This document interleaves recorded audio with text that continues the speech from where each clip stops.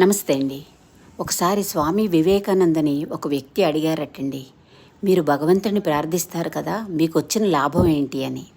దానికి సమాధానంగా వివేకానంద గారు, నాకు ఏ లాభము రాలేదు, కానీ నాలో ఉన్న కోపము, నాలో ఉన్న అసహనము, నాలో ఉన్న చికాకు, నాలో ఉన్న అభద్రతాభావం, నాకు ఎవ్వరూ లేరు, నేను ఒంటరినే అనే భావన నాలో కనిపించకుండా పోతున్నాయి భగవంతుడిని ప్రార్థించటం వలన.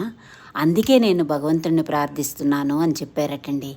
ఎంత మంచి సమాధానం కదండి.